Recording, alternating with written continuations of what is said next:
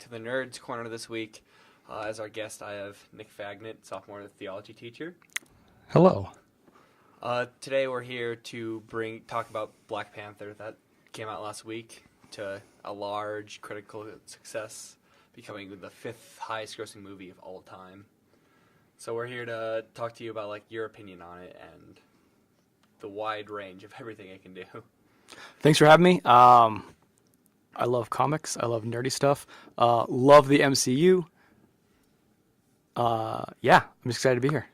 Yeah, it's going to be a lot of fun. So, the first question we have is just all in all, what did Black Panther do well? Everything. I've been excited for this movie for a while. I go see all the MCU movies in theaters because I love the broad storytelling. I love the meta narrative.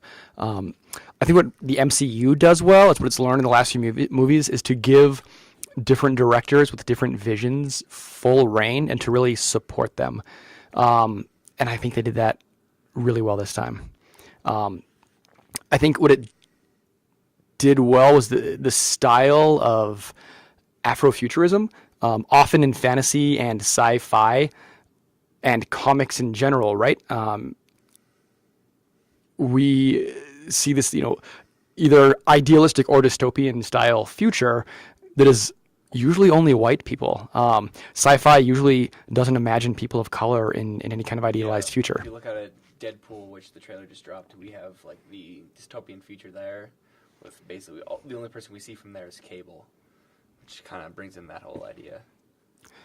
And I think Black Panther does a good job of looking at sci-fi from this, I don't want to say it's definitely idealized, right? But in a very real and grounded way. I think how they presented Wakanda itself was very much about this kind of beautiful conglomeration of stories and paintings and clothing and ideas from different African cultures is the real solid foundation out of which this specific kind of unified culture grew from that. And so it wasn't a futuristic sci-fi in the sense that it sanitized everything. It was very much grounded in these people and in their story and in these cultures, which I think is part of why it was received so well, was that the story was based in this very real place from real cultures that we don't often see in cinema. I think another thing that Black Panther did really well was give voice, right? Representation matters. Like the fact that it's not just a superhero movie, but a black superhero movie really, really matters.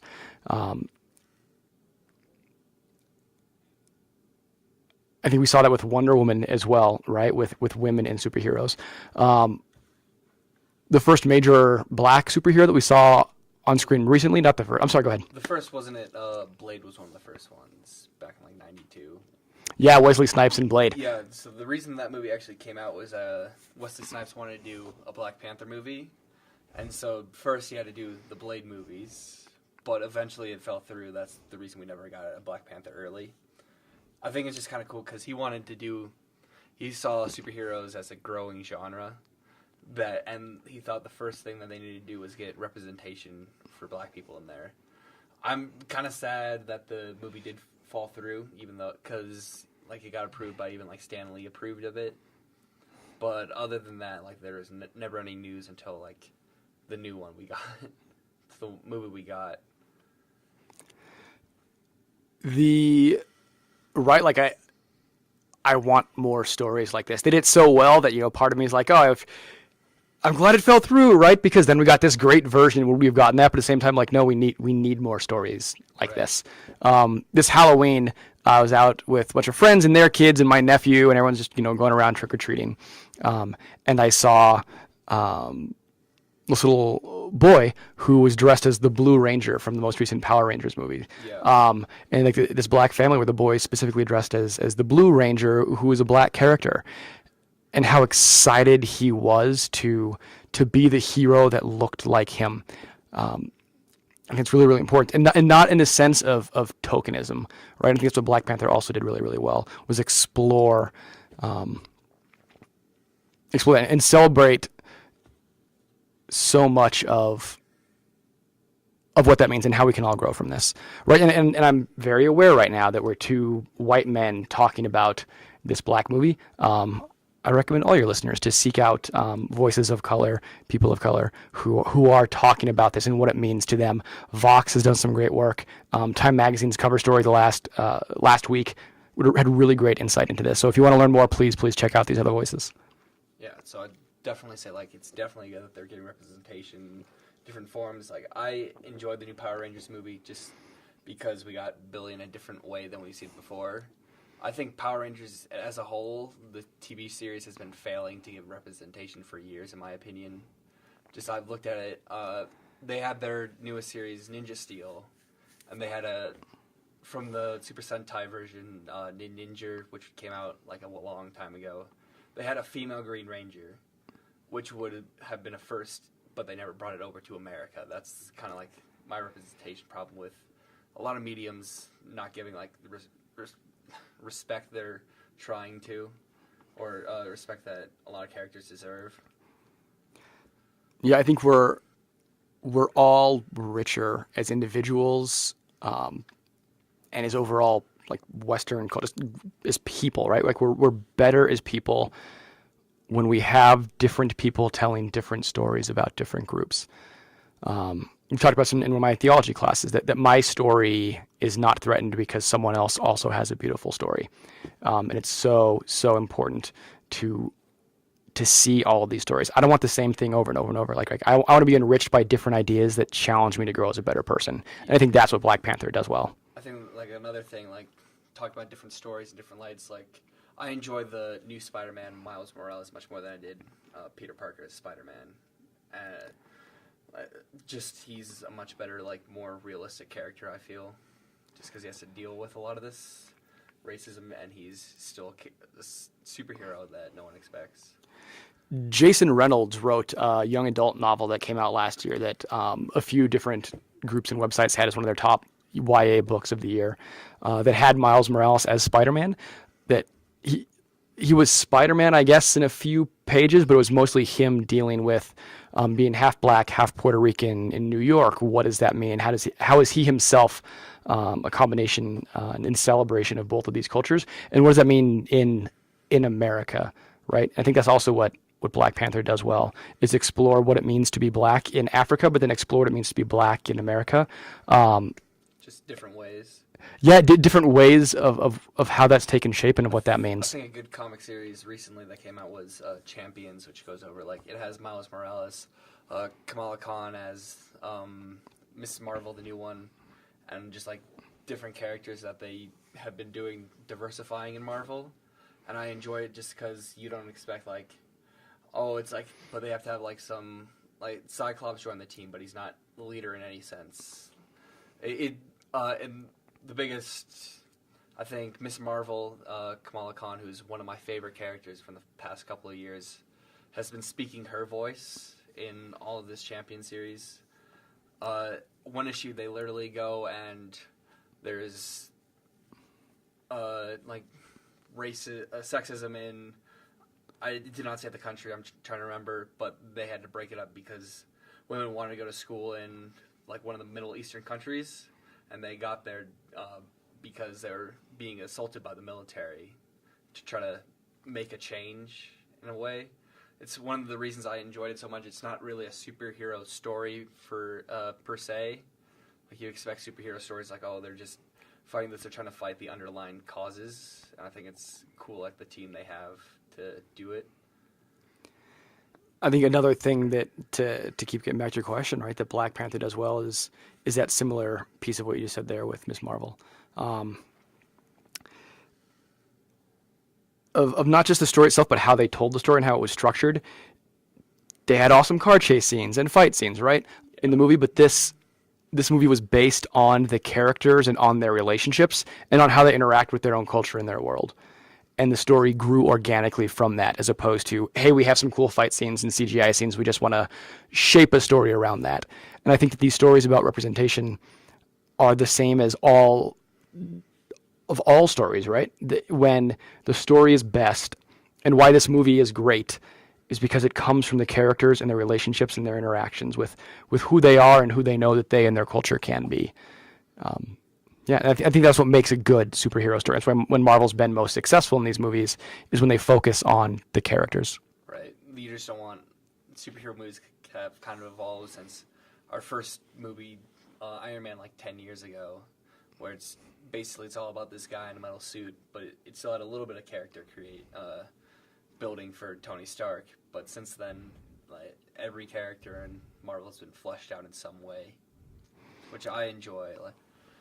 You don't expect like a lot of the characters that are in there, like you expect one-off characters, but that hasn't been true in the most part. And Marvel definitely has been going for like different characters types, I'd say.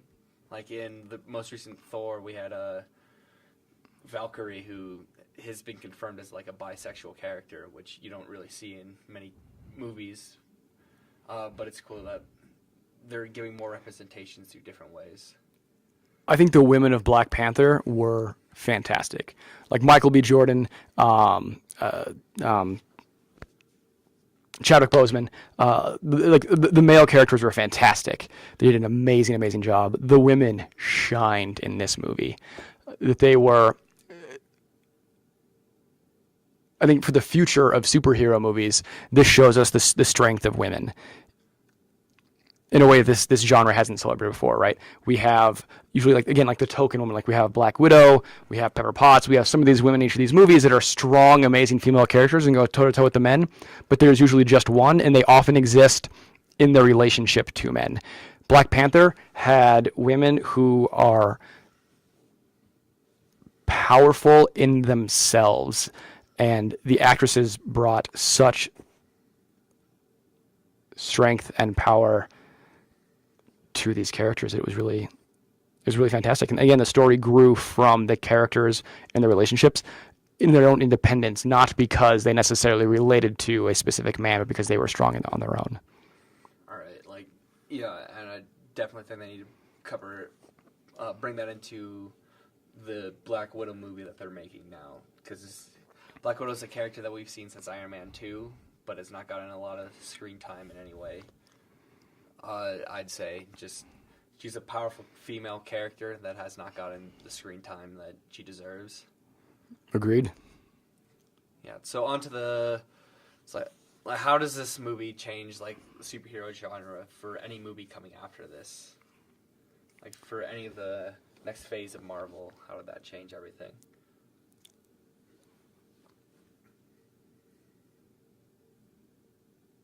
I think it shows that superhero movies can continue to break the mold in this idea of there's not just the hero's journey that we have to continually retrace with how Marvel has done it often with origin stories, right? That we can have, again, stories about and from different people and cultures that focus on the characters themselves and what their driving motivations are and their relationships and their struggles, and not just about those fight scenes. Yeah, I think definitely something Marvel's been trying to get away from recently is the heroes' origins, just because those are so played out. Like they skipped over completely for the new Spider-Man movies, just because there's been 2 movie incarnations before, and he's a very popular hero, I'd say.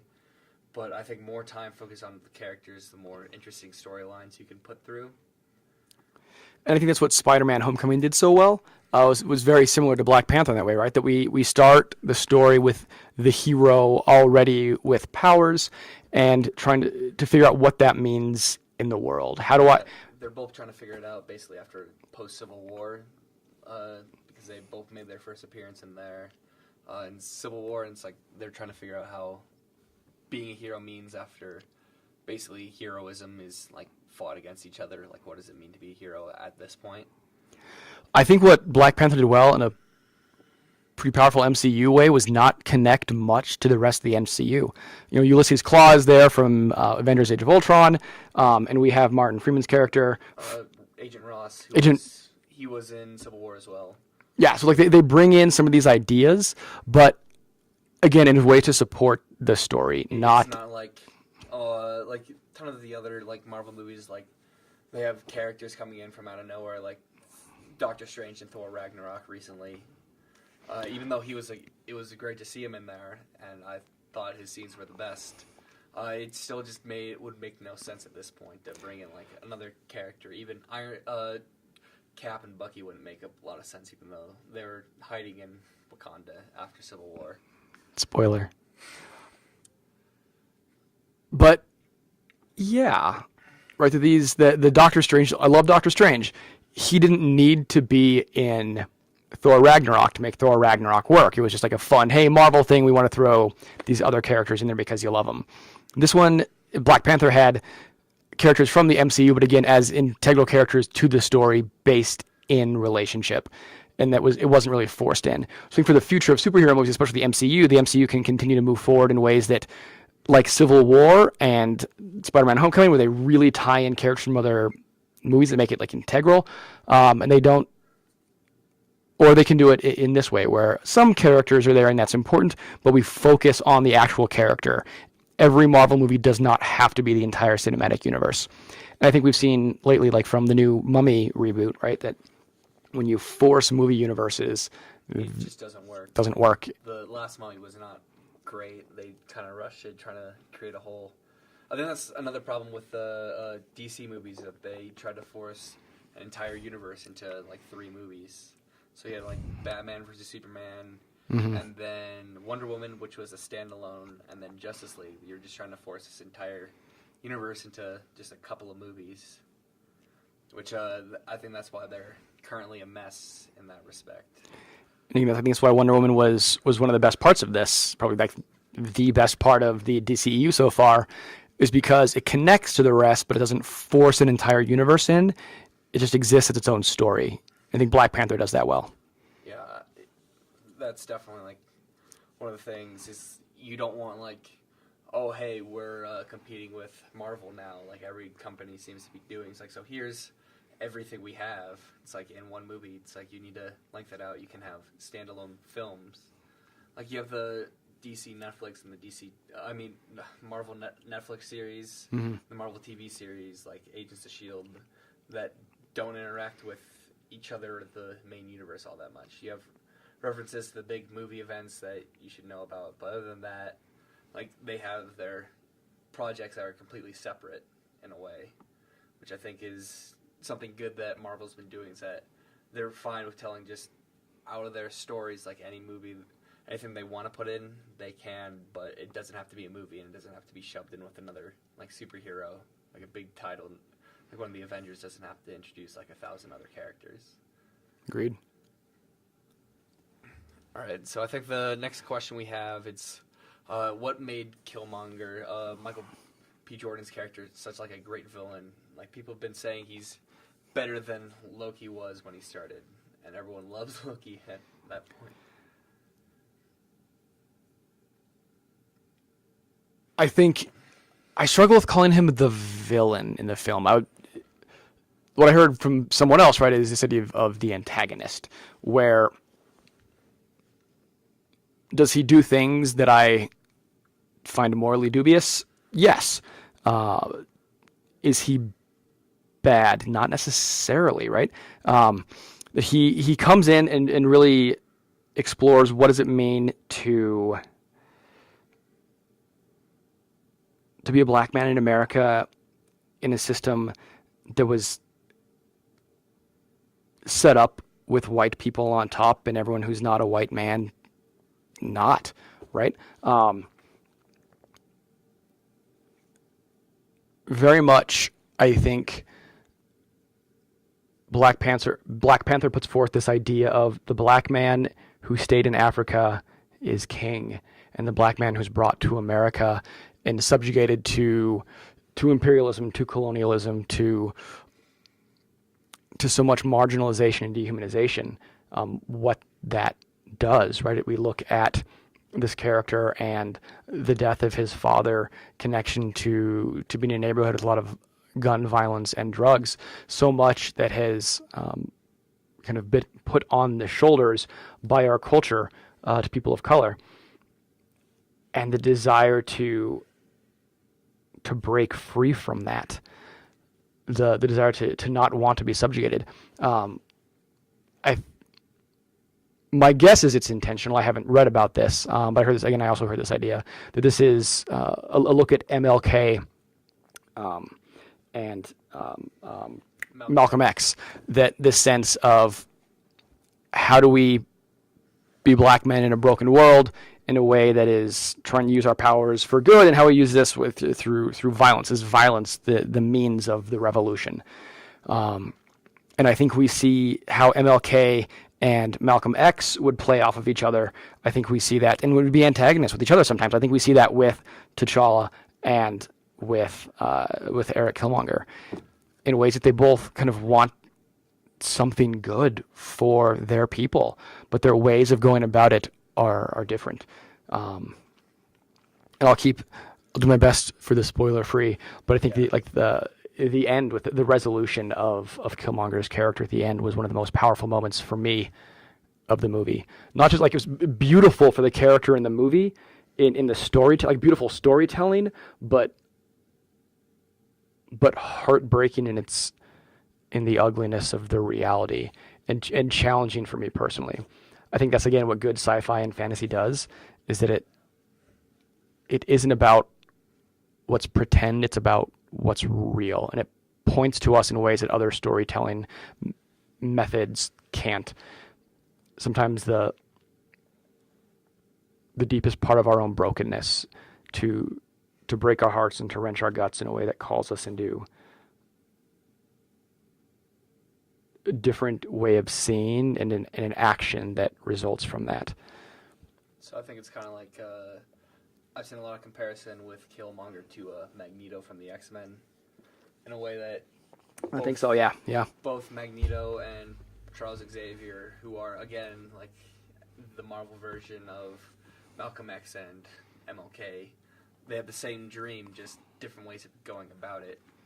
They both dream of like equality for mutants, which face like the biggest racism in the Marvel comics. Just like two ways of going. Like, do you want to be heroes in a fight, or do you want to either separate yourself or be the dominant race? Which I think that's just always like a powerful message that everyone forgets about. There's always multiple ways, but which way is the right way? It's the moral and ethical question of how do you get to where you want to be the right way. We, in our culture, in civilization itself, right, celebrate violence a lot. And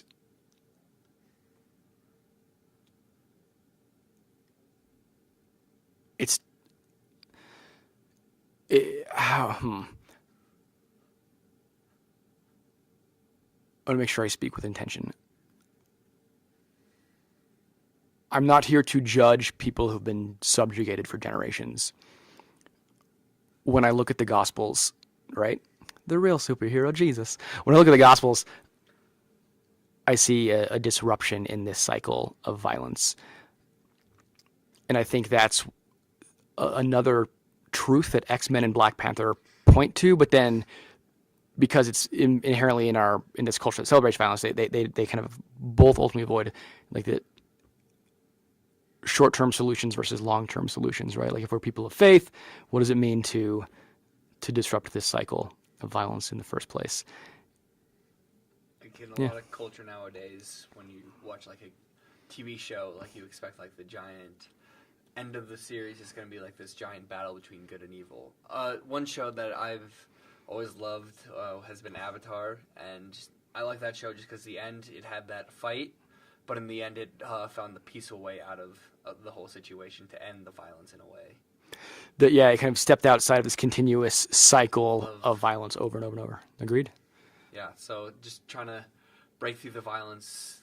It's just we expect it out of like a movie, like it's has to be interesting in a way, but I'd say like not the way that many heroes have been trying to push for a couple of decades. I'd say is like the whole no killing. You don't kill your enemies, no matter how easy it is, how much like it would save in the future.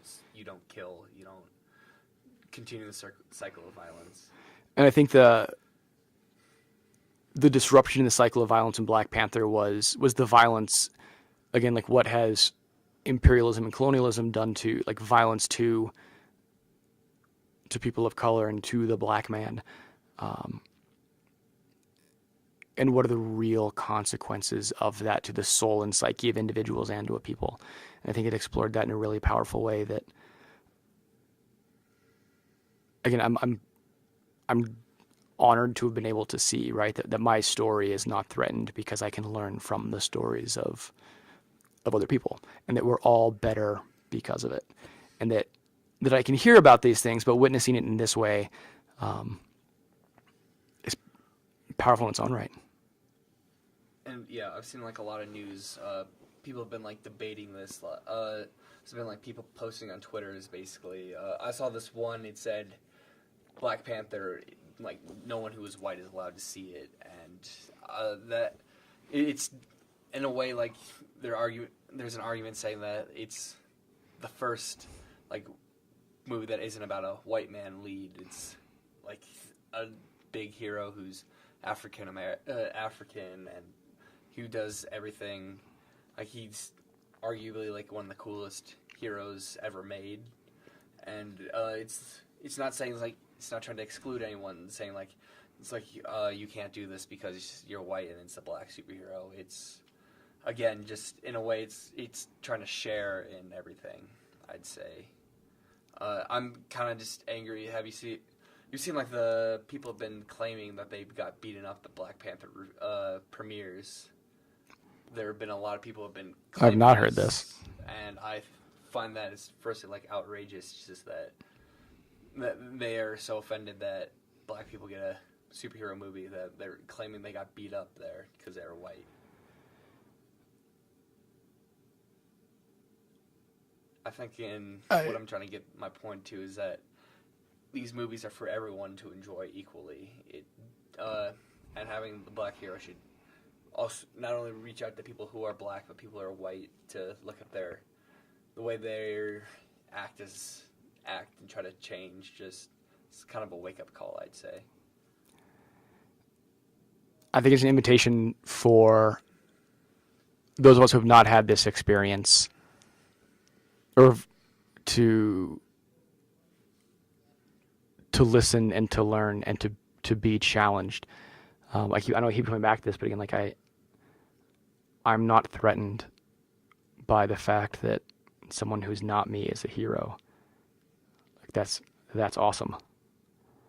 I had not heard the stories of violence at the Black Panther premieres. There was never any violence. It was people claiming they were attacked. There's been no confirmed actual attacks, which is the part that's annoying me. It's just that people are like so scared of this that they have to bring all the spotlight back to them, I'd say. That fair, right? That is our culture ready to believe, like, oh, because it's a bunch of people of color, so therefore they're going to be violent, right? Like these lies that our culture perpetuates and feels ready to believe. That itself is, disgusting. Yeah, I think the only like actual report of any real anger at one of the premieres was someone accidentally played 50 Shades Freed instead, which is just a funny story. Which is indeed violence to our culture. Yeah. So I have neither read the books nor seen the movie. I have not seen anything from that. I have no plans to see it. It's just one of those funny stories that you hear, like. They're supposed to go and see like the Black Panther movie, and it's like, oh, this guy messed up. I just found that as like a funny, just like segue, I'd say, out of like it's just like not okay for like people to do stuff like this, just for a funny joke. It's not okay for people to basically attack others just so that they look like the victim. Yeah, it's a recentering of that story that the attention is off of me for just a minute, and that's a threat to me. Like, no, it's not. Yeah. Again, like, it's just another superhero movie, and like this universe full of just different characters that we've seen. Like, you have other characters that are not white per se. It's like you have like Luke Cage from the Defenders, and you have Ghost Rider, who's Robbie Reyes, who was in Agents of S.H.I.E.L.D. last season, who was a really cool character. So it's not just they're branching out, I'd say, and that's not a bad thing. That's a very good thing to have. Agreed. I don't think diversity of characters and diversity in storytelling, again, is a negative thing, as if somehow white people have nothing now. No, right? Like, it's, if you think about it, still like the biggest heroes that you ever had are still majority white. And this is something, so in recent Marvel, they replaced Tony Stark with Riri Williams, who's a black woman who took over the Iron Man mantle after he went comatose during Civil War II. Which was, again, like an interesting like story, like a 15-year-old girl who's smarter than Tony Stark and can do everything that he could do. I thought that was a very interesting story. It didn't last long just because, whenever you change like a character, everyone gets upset. Like, it doesn't matter who you change it to. Like Falcon taking over the mantle of Captain America, people weren't happy about that, even though he was by far the best Captain America we've had for a long time. And I think these stories are, from a business standpoint, right? Like, just reflecting demographics that people of different races and ethnicities are, like, percentage-wise, like, we have more people of different races and ethnicities in America than we had before. And so having stories that involve these people is just a natural thing and makes business sense. Yeah, in the all different Marvel, they had the Avengers team, which is my favorite lineup ever. It had Falcon, Sam Wilson took over the mantle of Captain America. We had Iron Man come back. We had the female Thor, who was in Marvel Comics recently. I haven't read those yet, but I hear she's fantastic. I hear she's very good. She's a very interesting character.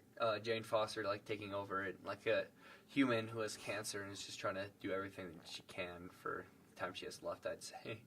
It's really interesting. Then you have Sam Alexander as Nova, and again, Miss Marvel and Miles Morales as Spider-Man joining the team as well. Which, it was one of my favorite just storylines, just because, again, you have like a few of the older like Avengers who know what they're doing and who think like kids can't do anything and that they're the ones in charge, and ones who are trying to be diverse. And in the first issue of this, they had after Sam Wilson saves a car from going over, the Girl Scouts come up with cookies, and it becomes like everyone's agendizing him because like there's like one black girl, one white girl, and they're like, who is he gonna choose? Like, and he got annoyed with that because he didn't want to choose anyone. He was put in this position that he thinks that Steve Rogers never would have been put in. Fair. I think we have different expectations and different lenses through which we critique these stories because they're characters. Like, Black Panther is like a great story about a black hero, and that's a really important story. Like, it's central to the character in the story, right? That's why we celebrate it. But I think it invites us into questions as well, like, well, what do we consider whiteness then, right? Like, how do we critique the whiteness of movies?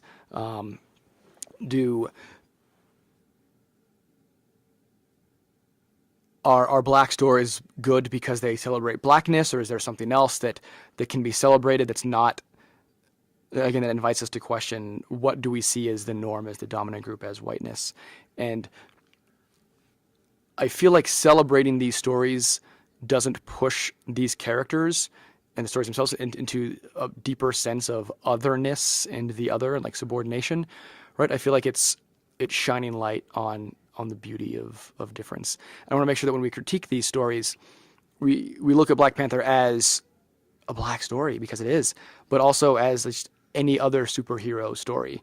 And I think that's also what it does well, is it follows not just that same pattern of the superhero beat, right? But in a very real way, we can't separate it from race.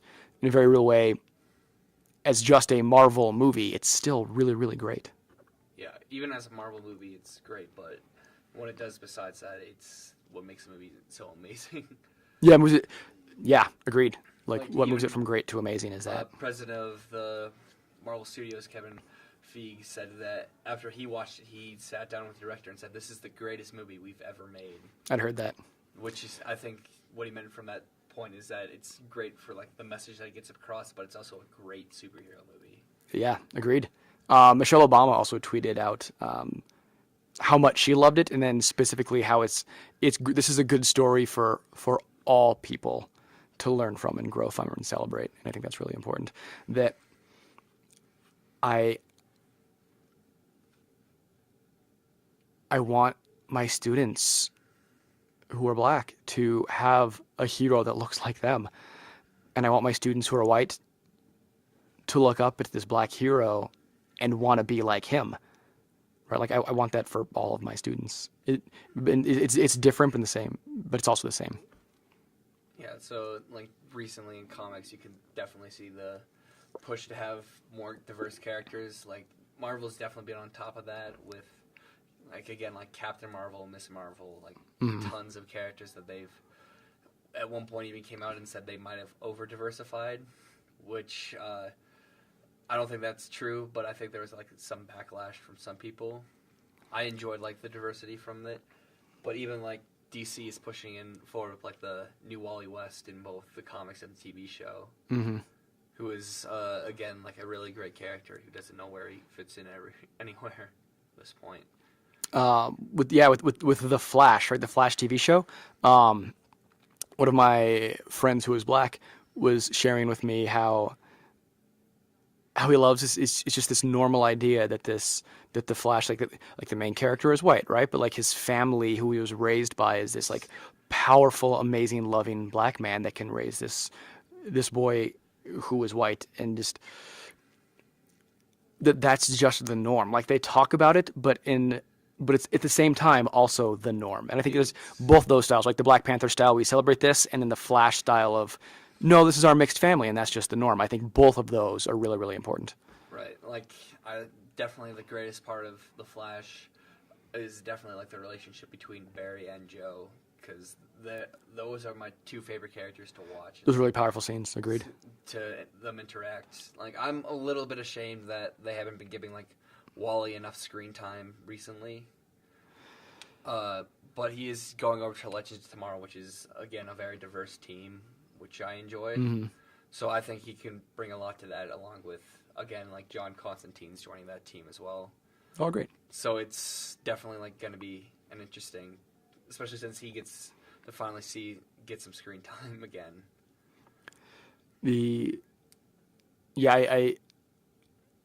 There's the danger of just checking the box of tokenism, right? But I feel like culturally we've started a shift away from that. Again, that's my view as a white man. Like maybe if I were a woman of color, I would view that differently. But from my perspective, it seems like we've at least begun to shift in the right direction. Yeah, I believe that there's definitely a different shift. Like you're getting shows about like black men in America who are also heroes, such as Luke Cage and Jefferson Pierce from Black Lightning, who are both definitely interesting characters. I'm blanking out. The name of the actor escapes me, but the man who plays Luke Cage, he was asked in an interview, how long will you keep playing Luke Cage? And he's like, I will never get tired of playing a bulletproof black man. Like I think it's also like super culturally important for us. I love the music of Luke Cage. I thought it was using that club as a way to spotlight different smaller artists again, like what the different styles of specifically black music. I thought was great. And on Black Lightning, like again, having the main superhero character who doesn't want to use violence as a solution. He hated it at first, but eventually, after crime took someone that he thought he could protect, he then becomes a hero again. Right.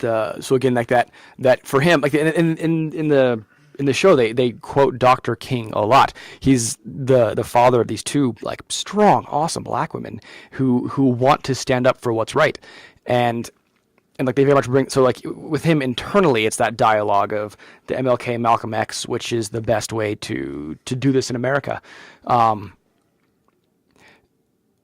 I think it's great, again, like having just like that Joe West character on The Flash, having the character who, like T'Challa is a king.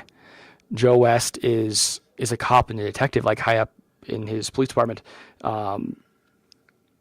The Black Lightning is the principal of a really well-functioning, healthy school. Like we have these amazing characters who are strong, amazing men in their own right before they're superheroes, which again gives, I think, which is just good writing in any scenario. Right. I also think like Luke Cage, he never wanted his powers. He got firstly wrongfully imprisoned and then wrongfully like experimented on and gave him his powers. I think like it's the interesting, like that is one of my favorite origin stories, just because he had like the worst end of the stick. Like people treated him wrong his entire life, and instead of becoming bulletproof, you could rob any bank, no cop could stop you or anything. He became a hero for anyone who needed it. That's what makes them heroes, right? Like with great power comes great responsibility. Yeah. I'm still a little upset that's never been said in any of since Spider-Man joined the MCU. I've been waiting for that. Ooh, I don't know if we'll get there.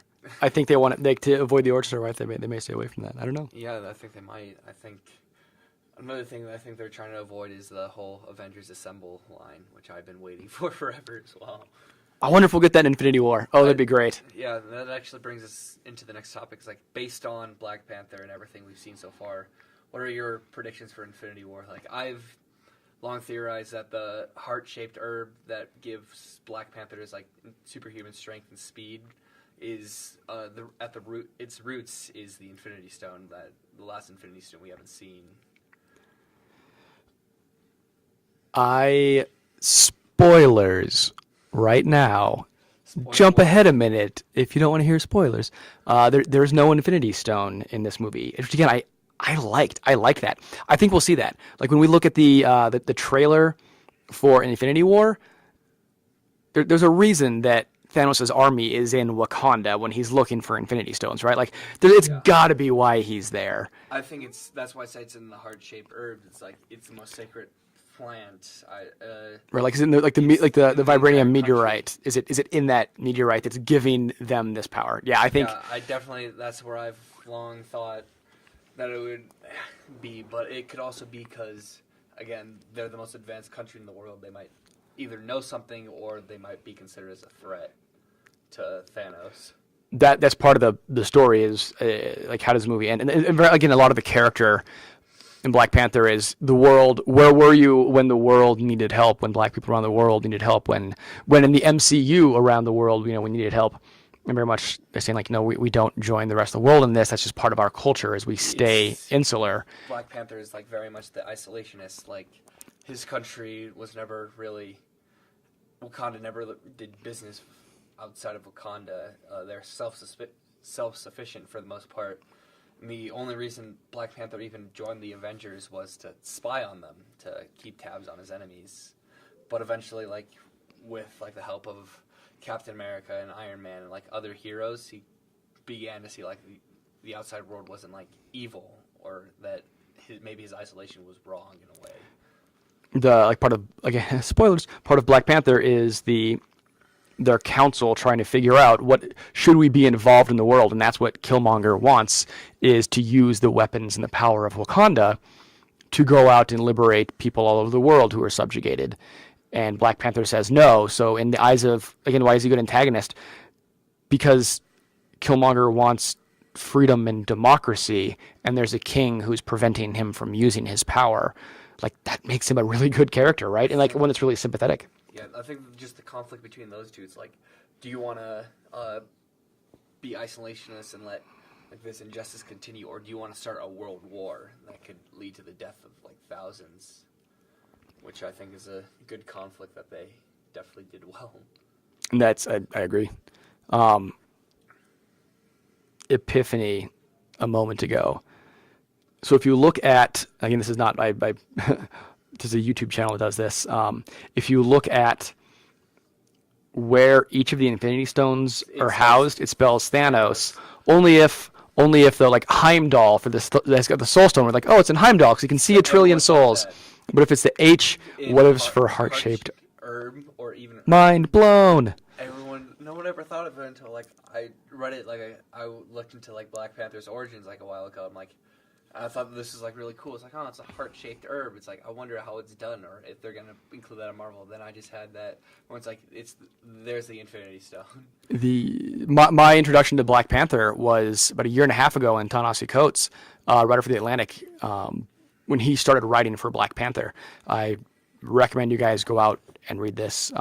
He on The Atlantic, he writes about, has a video about why it's important for him to write Black Panther and what it means, the whole process. It's fantastic. And that like very specific storyline. But that storyline, spoilers, does not touch on the idea of the heart-shaped herbs. The first time I learned about that was in the film. Yeah. So, and I think my first time ever encountering Black Panther had to be, he was in a lot of like shows from my generation as a kid from cartoons. Like he got in Avengers Earth's Mightiest Heroes, which is one of my favorite shows. Then he was in Iron Man Armored Adventures, which was really cool because again, that took like a different spin on like Iron Man, and then showed them as kind of parallels in a way. Like they're both lost their fathers and are like trying to basically rule or take over. So it basically took it put Tony Stark into all of his Iron Man stuff when he's 17 and still in high school, which was it was a weird show, but I really enjoyed it just for the time. Kind of just said like, T'Challa at this point was just a year older for him, and he hated like getting help from Iron Man. But in his moment of need, like Iron Man was still there, even if it meant getting a secret identity revealed by Black Panther. I thought that was just like definitely interesting to see like two people who kind of they're similar, but their cultures are fighting against each other in a way. To see him like risk his entire life to help someone he just barely met because he knew like it was the right thing to do in a way. How do we sacrifice out of love for what's right? I dig it. Yeah. So again, like Black Panther is just he's never gotten like the real media like he's deserved. Like he had this is like very little known, but he had a 5-episode like TV cartoon show. Oh. Yeah, and I never watched that, but I heard about it, and I'm like, I will think about checking it out because it does. The only thing I really know is that in the episodes, it's him teaming up with Storm from the X-Men. So this is back when they were allowed to do that, and like they're allowed to now. But it's definitely like he's an amazing character that a lot of people didn't hear about unless they were really into superhero shows as a kid or read comics or. Only in Civil War did people get like the first real look at him, despite being around for a very long time.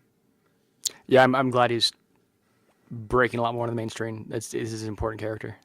Yeah, so in the Avengers Earth's Mightiest Hero show that they're doing, they're bringing like a lot more characters, including Black Panther, that is considered like one of the big leaders of it.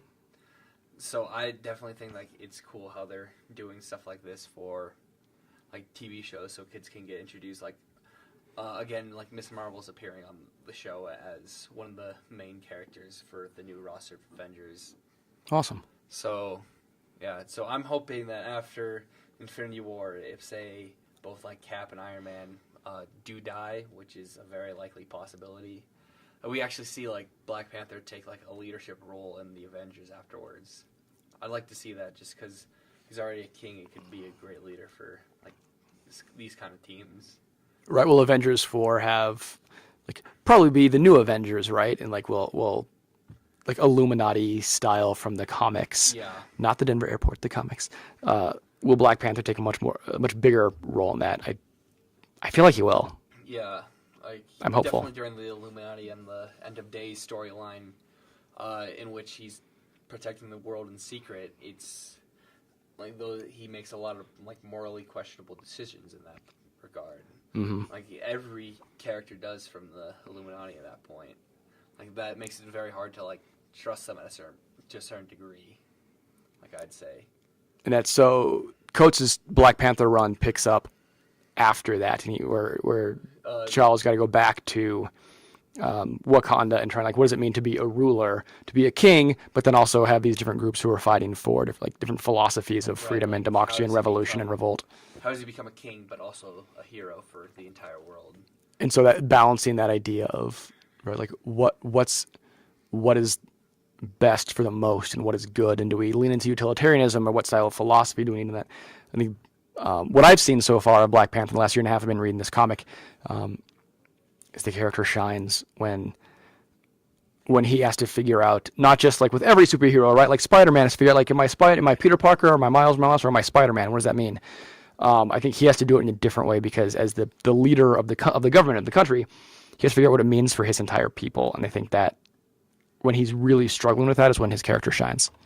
Right. Like, you don't want to see, like, I think this is the reason that everyone hated the first two Thor movies is because he was a god. He was perfect. Mm-hmm. And that just did not sit well with people. And the new one, he kind of lost a lot of his status in Ragnarok. Besides also being a hilarious movie, he kind of had to find out who Thor, Odin's son, really was. Not just God of Thunder, but, like, the guy with the hammer.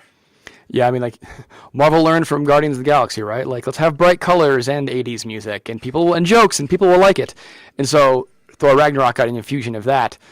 But I think, again, at the base, why was it a much better movie than the two Thors? Was because it was about this character and his struggle to figure out who he is at his root. Like, Marvel is best when it works on characters and relationships. Yeah, even like Guardians of the Galaxy with all its bright colors and lights. Like, you had to figure out, like, Star-Lord has to figure out who he was. He was like a guy on Earth, but he's like part god. Mm-hmm. And he had to figure that out, like, even like with the conflict with his dad killing his mom and all that stuff. And I think along with diversity, I think this is these stories of identity and who am I and who are we really resonates with the millennial generation and with the follow-up, the cloud generation, right? I think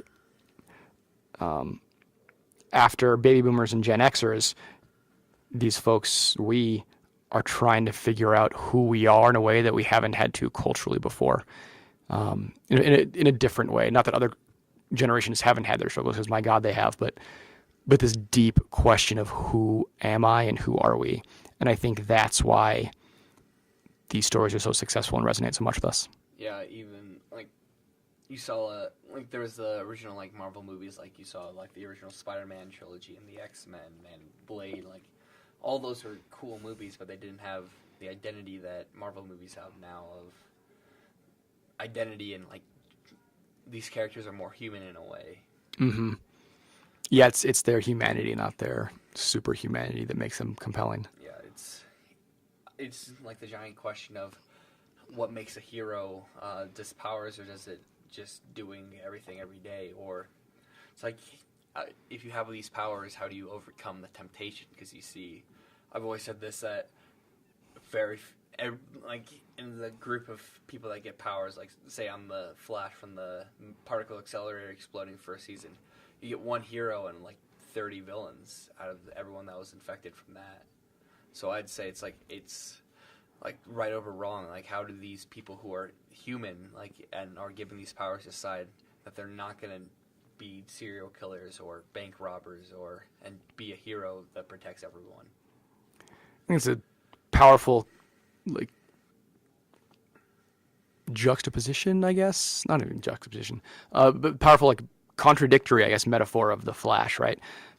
So much of our culture in our lives is about running from our own humanity, as opposed to pausing and being in the stillness and sitting with who we are and how we are and the goodness of who and how we are. And we run.